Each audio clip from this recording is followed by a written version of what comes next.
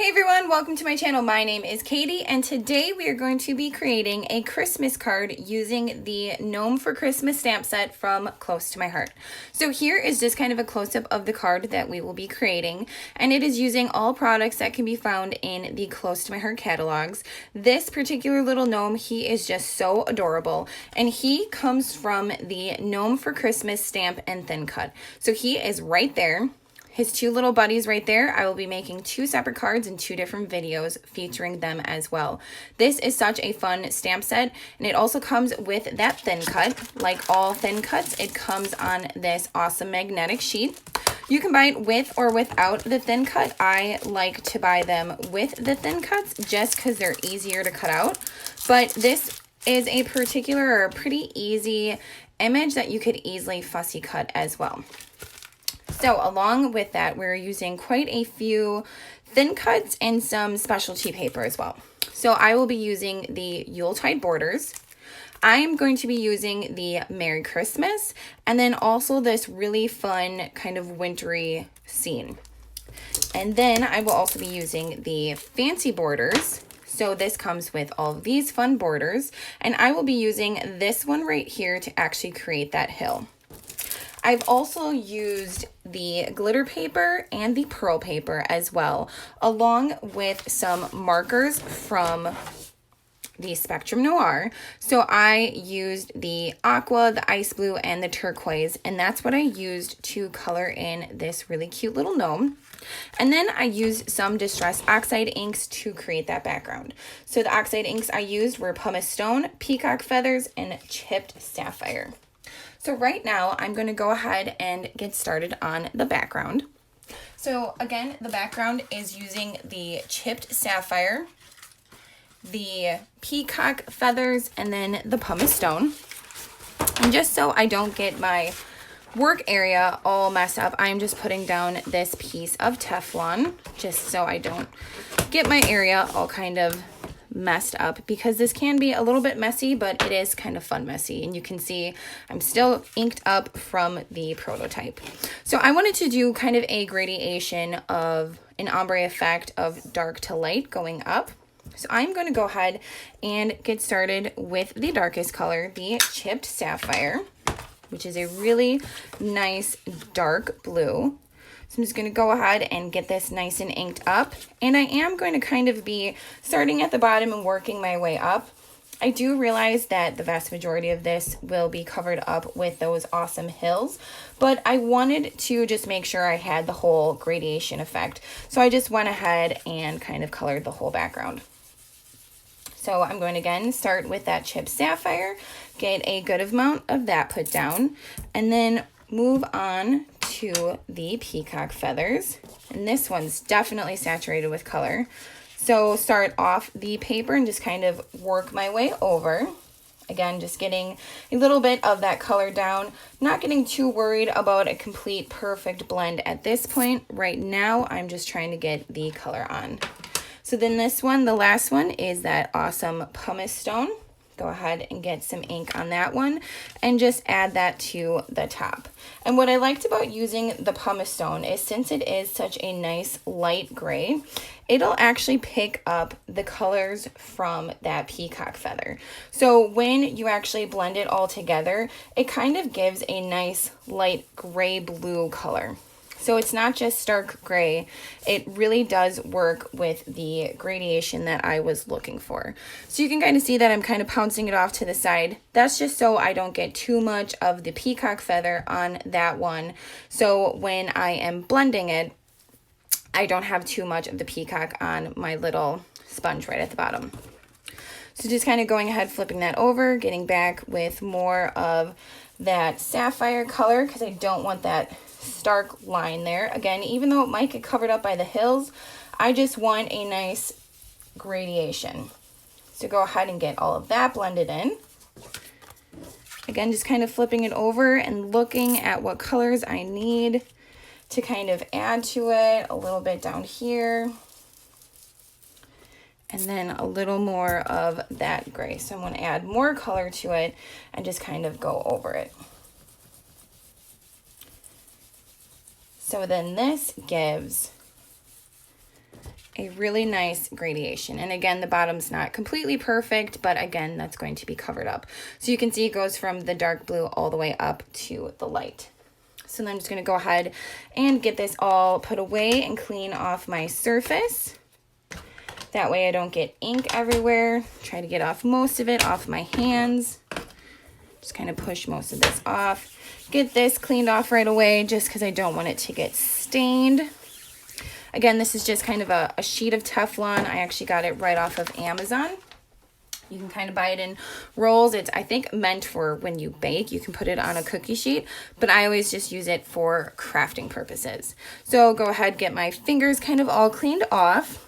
And then the background of the original card, you can see there's those fun cascading dots.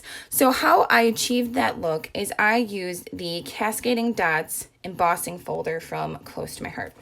So what I like about the embossing folders from Close to My Heart is they actually come 5x7. So they're larger than a standard A2 card. So what I want to make sure is that the dots are in the correct orientation. So when I put the piece of paper in and run it through my machine, I will get raised dots instead of indented dots. So I'm going to go ahead and run that right through the machine. And I'm kind of doing it off camera so I don't bump the camera. And just using it right with my Big Shot machine. And these embossing folders can work on essentially any machine out there. So a Big Shot, a Big Kick, even a Cuttlebug would work. So here is just kind of a close-up of that. So you can see there's that definite raised cascading dots right there. This would be a really cute card for like under the sea or a water card as well. But for me, I wanted to make it kind of look like snow because of the cascading dots. So what I ended up using was one of these sanding tools. So I'm just going to go ahead and go over the paper and kind of sand off that first layer. And what that does is the white kind of shows through, and then you are able to see those awesome dots. So then the rest of it is essentially pretty simple assembly. As most of the time, I'm just using a card base from Close to My Heart. This sheet is cut out perfectly for a A2 size card, and that will go right over the top. But before I do that, I want to kind of assemble the background scene. So I just cut out, like I said, using those borders, 2 sheets of glitter paper that I will just kind of lay on top of each other so they give kind of a fun, whimsical effect. I'm just going to go ahead and use the ATG gun to kind of get that down. I went ahead and layered them as well in an effort to kind of, again, give the rolling hill effect. So go ahead and kind of get these lined up and put on. Actually, I think I'm going to do that. Move this guy.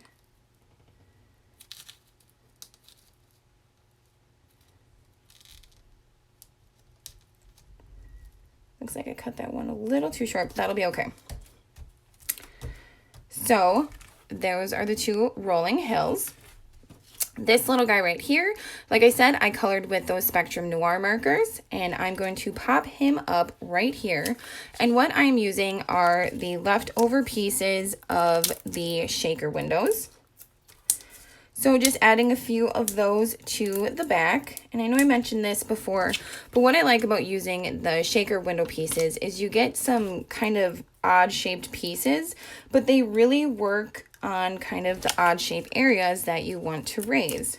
So I'm going to kind of put those little triangles over there, and you'll see when it pops up, it'll be an even pop up. So that's kind of nice. So I really like using these, even if it's not a shaker card, whatever I have left over, I like to go ahead and use them on my cards. So just getting those backs off and I think he is right about here, kind of making him pretty identical to the original. So with this is that Yuletide border, and what I'm actually going to do is cut off a few pieces of it just so I can kind of tuck it in to the background of that hill. I want to make sure this one kind of goes on that angle. And then what I did is I kind of tucked it in. So it gives that kind of snowy hill effect with the glittered hill right there. So for this, since it is pretty delicate, I am going to go ahead and use the liquid glue. And just a little bit, because I kind of don't want it to go everywhere on the background of the card. So just adding a little bit of glue to the back of this. And like I said, going ahead and kind of getting it tucked behind that area, just so it kind of goes with the same shape of the hill. And then I think I want to add another tree. I cut out a few of them just in case I wanted various sizes of trees. So I think I'll go ahead and get this little piece cut off as well. And maybe add a few more trees. I think one more tree down there, the little one. Again, just kind of tucking it in the background. Getting that one on an angle just because it's not covered. But then that way it looks like that's kind of how the tree flows. Go ahead adding a little bit of liquid adhesive to the back of it. Getting that one placed down behind the hill. Covering that piece up. So there we go. And it is a little bit different of a background as the original, just because when you cut out the hills, unless you're really paying attention to how exactly you're cutting the hills and then cutting them off, each card will kind of look a little bit different, but I kind of like that too, because then it's a little added whimsical touch. So then this piece right here is that awesome Merry Christmas that comes in the Yuletide thin cuts. And this one too, just adding a tiny bit, the lightest touch of glue, because I don't want the glue to kind of go all over the place, but I do want it to stick. And especially since it is on a background that is raised, and then also it was using the Distress Oxide inks, and they're not completely dry yet, I want to make sure that this does indeed stick. So I'm going to go ahead and get that laid down. It does go off the edge a little bit, so it's pretty easy to just kind of turn it around and cut off those little tails. Get that one cut off too. And then what I added for just kind of a little extra touch, I'm going to go ahead and glue this one down just a little bit. What I wanted to add for just a little bit of extra touch, for a little bit of glitter, is the stickles. So again, I am using the diamond stickles. So on the original one, I went ahead and put some stickles on the present. So right here on the bow. And the nice thing about these clear stickles is you don't have to be all that clean with it. You can be as messy as you want.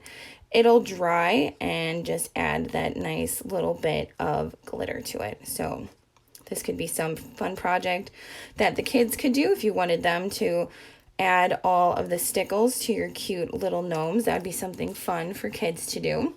And then I wanted to add some little sparkle in the background as well. So what I ended up doing, and I'm going to lower the camera, is I ended up just adding a little bit on the dots. Not all the dots, just kind of sporadically throughout the background, just so some of these kind of have a little bit of glimmer and sparkle to them. And to me, this is just kind of how snow actually falls. Some of it can be beautiful and glistening, and then others don't quite catch the sunlight, so you don't really see the beautiful shine and gleam. So I'm just, again, sporadically kind of adding them to the background, just to give an added little touch of glitter, because I just think, especially with Christmas cards, the more glitter, the better. Let's do one up there as well. And that looks pretty good. So then all that's left is to add it to the back of, or add it to the card. I'm gonna go ahead and raise the camera. So I'm just going to add the ATG glue right to the card base and then get the card placed on. You can obviously add the card base and then go ahead and add the fun stickles, but I'm just going to go ahead and be mindful of where I put it. I can always wait for it to dry to be completely done with it to make sure that it is fully glued down. But here is the original, and then here is what we created today. This was all using Close to My Heart products, the new stamp set from Close to My Heart, the Gnome for Christmas. Again, here is kind of the close-up of it. It definitely has these really cute gnomes. They're actually quite larger than what is featured on here. They're super easy to color in, and the possibilities are absolutely endless. I'm going to be creating 2 more cards using those 2 little buddies, and that will be in my next 2 videos as well. So thank you so much, as always, for joining me. Happy crafting, and I'll see you all next time.